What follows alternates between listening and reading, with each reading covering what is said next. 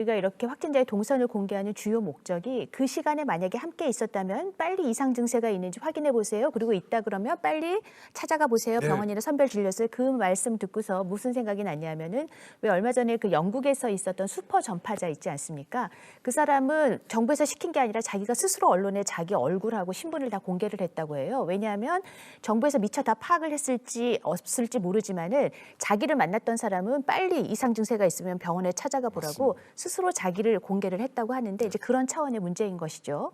자, 그런데 이 확진자 동선 공개가 정말 예기치 못했던 그런 부작용도 낳고 있습니다. 그 처음에 그런 그 취지의 목적과 달리 거기가 확진자가 다녀갔던 곳이라더라 하면은 사람들이 그 후에 안 간다는 것이죠. 그래서 뭐 예를 들면은 백화점이나 뭐 무슨 아니면은 마트나 뭐 아니면은 호텔이나 뭐 이런 데가 전부 다 문을 닫고 호텔 같은 경우에 최장 11일까지도 방역을 한다면서 이제 휴업을 했다고 하는데요.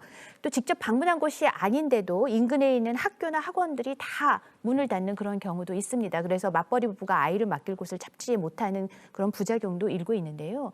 자, 이와 관련해서 그렇다면 정부에서 이런 휴업이나 휴교나 휴원과 관련해서 좀 정확한 세부 지침을 줘야 되는 게 아니냐.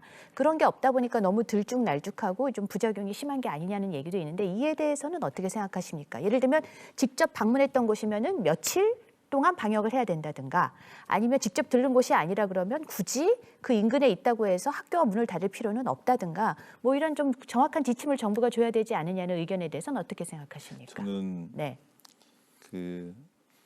개인의 책임이 아니거든요. 감염되신 분들이.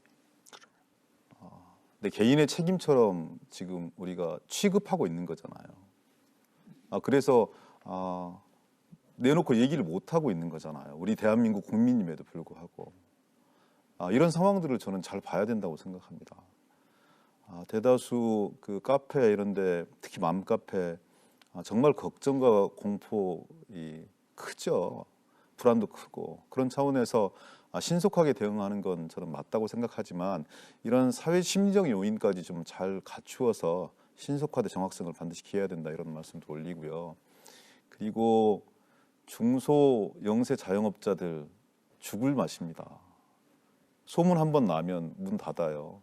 심지어는 작은 의료기관 같은 경우에도 확진자 한 분 다녀갔다고 하면 문 닫아야 될 지경이라고 오히려 그래서 안 받아야 된다고 이런 경원 심리가 있는 게 사실 아니겠습니까?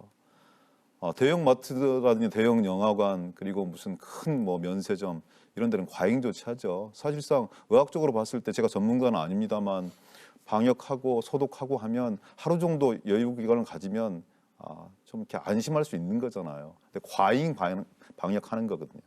우리가 이렇게 엄격하게 관리하고 있다고. 과시하는 건 좋은데 근데 그건 과도한 공포와 불안을 불러일으킬 수 있는 이런 부분들이라고 저는 생각해요. 그래서 이 부분에 대한 이 사회적 공론과 동의 과정들이 좀 필요하겠다 이런 생각들을 하고요. 정부가 모든 지침을 갖는 게 과연 바람직한 것인지에 대해서 저는 여당이지만 좀 회의스럽습니다. 그리고 지방자치단체에서 확진자가 다녀갔다고 해서 그 구에서 그 확진자가 몇 명 나왔다고 해서 모든 그 노인 시설, 복지관 폐쇄하고요. 심지어는 어린이집 같은 경우도 부분적으로 폐쇄하고 다중들이 모일 수 있는 모든 기관들을 폐쇄하는 것이 이게 과연 정답인 거냐. 그리고 학교 개원을 연기하고 이러는 게 정답인 거냐. 메르스 당시에도 병원 내 감염이 주로였기 때문에 지역사회 감염은 없었다고 얘기하고 학생들 같은 경우 집단 감염되는 경우 발병된 경우 하나도 없었는데 그 경험은 그대로 놓쳐버린 채 또 다시 똑같은 과잉 반복들을 하고 있거든요. 초기에 이 감염병의 실체가 정확하게 드러나지 않았을 때 과잉 대응하는 건 맞다고 보여집니다. 그렇지만 지금은 어느 정도 물론 위험성이 많이 남아있는 것이지만 통제 가능한 범주 내에서 관리를 하고 있는 건데 휴원, 휴업, 고립, 봉쇄 이게 답인 거냐 저는 이런 근본적인 생각들 좀 갖고요. 그것은 네. 교육기관은 교육기관장들이 판단하셔야죠. 그 당시의 상황들을 보고 자체 역량들을 보면서 판단하고 그런 어떤 일정한 기준을 가지는 것도 좋지만 그 단위의 어떤 특수성도 좀 보면서 공론들을 형성할 필요가 있겠다. 기 의원께서는 정부가 모든 지침을 만들 필요는 없다고 얘기를 하셨는데 그럼 전문가들께서 보시기에 예를 들면 직접 다녀간 곳이라면은 얼마 동안 최소한 얼마 동안의 방역 기간, 직접 다녀가지 않은 곳이라면은 아니면 아예 그런 걸 할 필요가 없다든가 뭐 이런 지침을 만드실 수 있는 건 아닐까 어떻게 보십니까? 제가 좀 네네. 말씀 좀 드리겠습니다. 우리가 지금 메르스 사태 때 여러 가지 그 실기한 거 이 부분에 대해서 굉장히 많이 고민을 사회가 하지 않았습니까? 그 당시에 이제 병원 내 감염이기 때문에 뭐 어린이집이라든지 유치원이라든지 학교에 대한 그런 문제는 없었습니다. 그런데 실질적으로 그 병원을 조기에 폐쇄를 했어야 되는데 폐쇄하지 않았기 때문에 거기서 굉장히 많은 그 전파자를 양산을 했습니다. 그것 때문에 이제 아마 지금 또 이렇게 과잉 대응하는 부분도 있다고 저는 생각이 드는데요. 저는 이게 물론 정부도 지침을 내리고 싶겠죠. 그런데도 불구하고 처음이니까 또 그리고 여러 가지 정보가 중국에서 정확하게 나오지 않고 있기 때문에 제대로 못하고 있지 않나. 뭐 고의적으로 그냥 우왕좌왕하게 내버려 두지는 않는다고 저는 생각이 들어요. 그러면 학교나 유치원이나 아니면은 노인정이나 이런 데서 무슨 판단으로 그거를 하겠습니까? 그거를 하루빨리 저는 정부가 그런 어떤 문제가 있는지를 파악을 해갖고 어느 정도의 가이드라인은 줘야 된다고 생각합니다. 이거를 정부가 다 할 수는 없다 이렇게 생각하면 저는 더더욱더 혼란스럽다고 저는 생각이 듭니다. 두 분 전문가 의견을 좀 들어보도록 하죠. 제가 먼저 말씀드릴까요? 좀 바로잡아야 될 건 있습니다. 지금 예를 들어 지침은 예를 들어 시설물 관리 및 소독 방역에 대한 지침은 이미 있고요.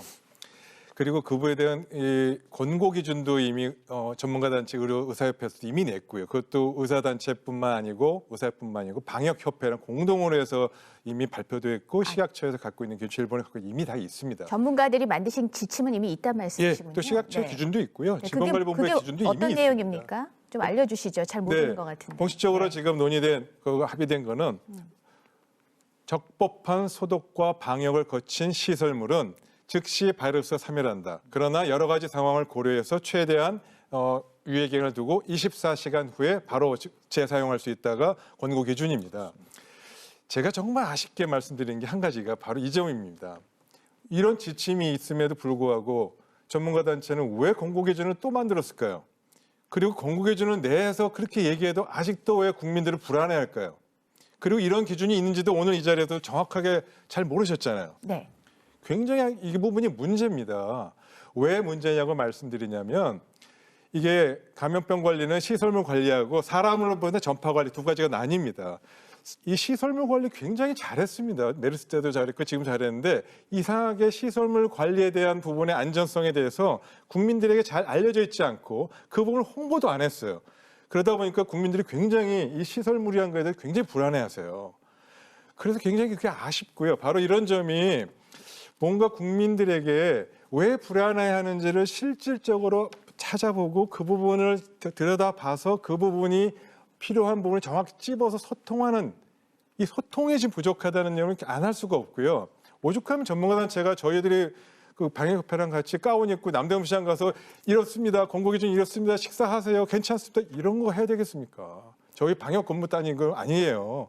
그러니까 현재, 전문가 그건 지침에 좀 따르면은 적절한 방역 이후에 24시간 이후에는 거기에 다른 사람들이 가도 아무 문제가 없다는 그런 네, 말씀이신 맞습니다. 거죠? 네, 이재갑 교수님도 말씀하시죠. 뭐 방역과 관련된 말씀하셨기 때문에 그러니까 휴원하고 휴교에 관련된 부분은 그러니까 WHO나 이런 데서도 휴원하고 휴업을 권고할 때는 딱 어떤 때냐면 지역사회 감염이 확산됐었을 때 마지막 카드로 꺼내는 카드입니다. 근데 그건 정말 필요합니다. 그러니까 중국의 우한이나 후베이는 당연히 휴원하고 휴교하고 다 해야 되는 상황인데 지금 특별하게 지역사회 감염의 위험이 없거나 그냥 뭐 확진자가 잠깐 그 동선을 지나갔다는 이유만으로 벌써부터 휴원이나 휴업의 카드를 꺼내기 시작하면 실제 상황이 발생했었을 때 아이들의 그런 학습권이나 이런 걸 보장 못하는 부분이 있거든요. 벌써부터 수업 일자 까먹기 시작하면 추후에 진짜 우리가 만약에라도 그런 일이 벌어지면 안 되겠지만 지역사회 감염 시작돼서 이제 휴원하고 휴업을 해야 되는 상황이 됐을 때 이미 수업 일자 뭐 한 달 이상 까먹은 상황에서 이제 그 상황이 되면 언제 열지도 모르는 상황이 돼버리거든요. 그러니까 지금처럼 것처럼